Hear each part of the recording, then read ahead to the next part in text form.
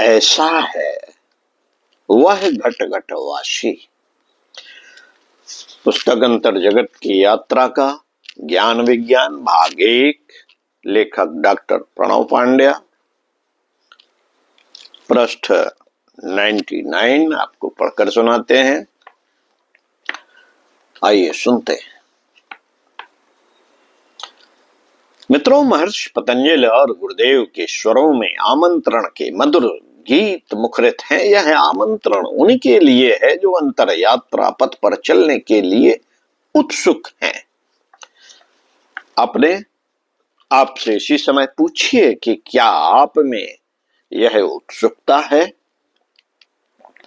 यदि जवाब हाँ है तो महर्षि पतंजलि एवं ब्रह्मर्षि गुरुदेव आपकी अंगुली थामने के लिए तैयार है।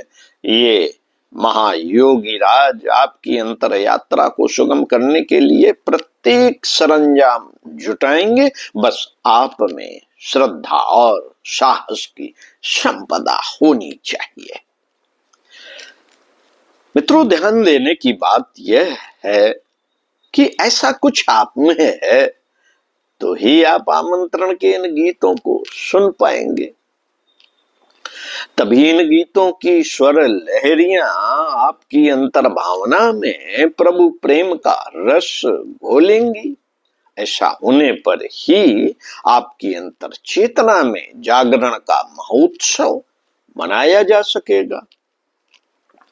जीवन को महोत्सव बनाने वाले भगवान की शरण में जाने के लिए उनकी स्पष्ट धारणा जरूरी है। साधक के मन में यह प्रश्न सदा से कौंधता रहा है, उन सर्वेश्वर का स्वरूप क्या है। इस सवाल के जवाब में महर्षि अगला सूत्र कहते हैं। क्लेश कर्म विपाकाश येर परामृष्टः पुरुष विशेषः ईश्वरः।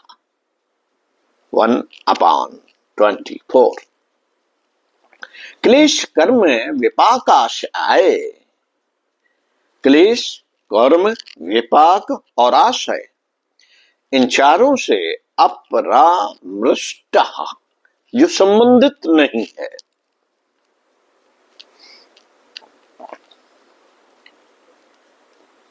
जो संबंधित नहीं है।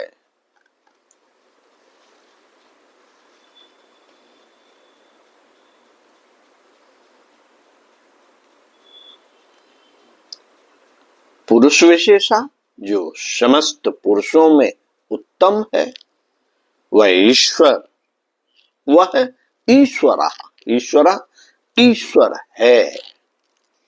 अर्थात ईश्वर सर्वोत्कृष्ट है। वह दिव्य चेतना की वैयक्तिक इकाई है। वह जीवन के दुखों से तथा कर्म उसके परिणाम से अछूता है। क्लेश कर्म विपाकाश ऐर परामष्टः पुरुष विशेष ईश्वर। अध्यात्म विज्ञान के महावैज्ञानिक महर्षि पतंजलि ईश्वर को बड़ी स्पष्ट रीत से परिभाषित करते हैं। यह परिभाषा साधकों के लिए आवश्यक ही नहीं बल्कि अनिवार्य भी है, क्योंकि यह ऐसा शब्द है, ऐसा सत्य है जिसके बारे में ज्यादातर लोग भ्रमित हैं। शास्त्र, पुराण, धर्म, मजहब सबने मिलकर ईश्वर की अनेकों धारणाएं गढ़ी हैं। कोई तो उसे 7वें आसमान में खोजता है, तो कोई मंदिरों, पूजा ग्रहों में ढूंढता है, कोई उसकी कल्पना मानवीय रूप में करता है, तो कोई आकार विहीन मानता है। बड़ी जहमत है किसे कहें सही और किसे ठहराएं गलत। सामान्य जनों की बात तो जाने दें, अध्यात्म वेत्ताओं का मन इस बारे में साफ नहीं है। वे भी कई तरह की भ्रांतियों में उलझे हैं। महर्षि पतंजलि अपने सूत्र में सभी तरह की भ्रांतियों का एक साथ निराकरण कहते हैं। वह कहते हैं कि पहले तो ईश्वर को किसी व्यक्तित्व में न बांधो, वह सभी बंधनों से मुक्त है। व्यक्तित्व के लिए जो पर्सनालिटी शब्द है वह यूनानी शब्द पर्सोना से आया है। यूनान के गुजरे जमाने में वहां नाटक मंडलियों में अभिनेता अपने चेहरों पर एक मुखौटा लगाया करते थे। इन मुखौटों को कहते थे पर्सोना, यानी वह चेहरा जो दिखावटी है, जिसे हम ओढ़े रहते हैं। विचार करने पर इस संबंध में कई मजेदार बातें सामने आएंगी। उदाहरण के लिए, जब हम दूसरों के साथ कार्यालय में या कहीं और व्यवहार करते हैं तो स्थिति कुछ और होती है, पर जब हम अपने बाथरूम में होते हैं, रात सोते समय बिस्तर पर होते हैं, तो स्थिति बदली हुई होती है। योगीवर कहते हैं कि ईश्वर ऐसे बदलते मुखौटों में बंधा नहीं, वह पुरुषोत्तम है, पुरुषों में सर्वश्रेष्ठ है और साथ ही चेतना की एक परम पवित्र अवस्था। यह अवस्था ऐसी है जिसे न तो क्लेश छू पाते हैं, न कर्म और न विपाक तथा न ही आशय। इन सभी से ईश्वरीय चेतना अछूती है। क्लेश, कर्म, विपाक और आशय ये क्या है?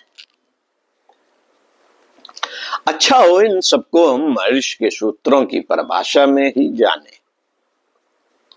तो पहले स्थान पर क्लेश, इसका विस्तृत ब्यौरा पतंजलि ने दूसरे पाद के तीसरे सूत्र में 9वें सूत्र तक दिया है। उन्होंने इस प्रकरण में 5 क्लेश गिनाए हैं। नंबर 1 अविद्या, नंबर 2 अस्मिता, नंबर 3 राग, नंबर 4 द्वेष एवं नंबर 5 अभिनिवेश। ये पांचों क्लेश हम सभी को कभी न कभी व्यापते हैं, परंतु ईश्वर को इनमें से कोई क्लेश छू भी नहीं सकता। जहां तक कर्म की बात है, महर्षि ने अपने योग सूत्र के 4th पाद के 7वें सूत्र में इसकी चर्चा की है। वह कहते हैं कि कुल 4 तरह के कर्म होते हैं। नंबर 1 पुण्य कर्म, नंबर 2 पाप कर्म, नंबर 3 पुण्य एवं पाप मिश्रित कर्म, नंबर 4 पुण्य एवं पाप से रहित कर्म।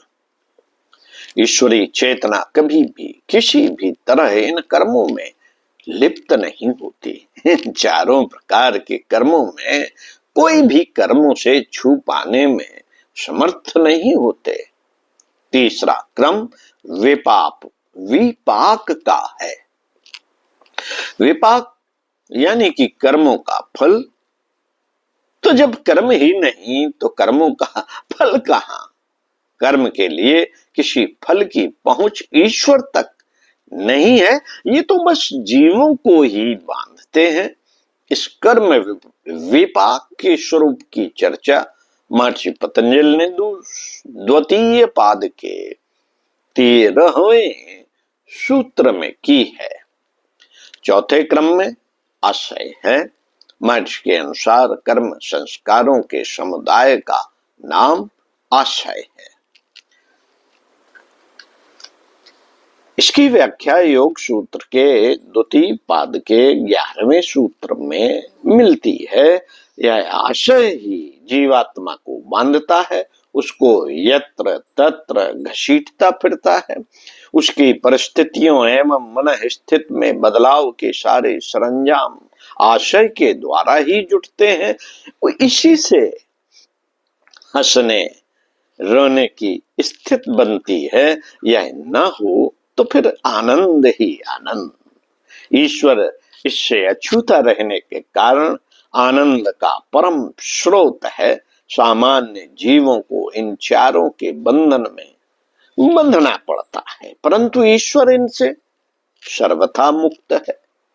यही इतना ही नहीं, जो उसका चिंतन करते हैं, जो उसमें समर्पित होते हैं, वे सब भी इसी अवस्था को प्राप्त हो जाते हैं। ईश्वरीय चेतना को जो इस रूप में जानते हैं, वे ही साथ में परिचित होने का सौभाग्य प्राप्त करते हैं। यही नहीं, उनका संपूर्ण जीवन एक उत्सव का रूप लेता है। युग ऋषि परम पूज्य गुरुदेव कहते थे कि नदियां, झरने, वृक्ष, बहारें सभी आनंद मना रहे हैं। एक इंसान ही चिंतित परेशान है, जबकि जगत तो ईश्वर की लीला है। यदि हम उसकी लीला के सहचर हो सके, तो हमारा अपना जीवन अभी इसी क्षण आनंद का निर्झर बन जाए।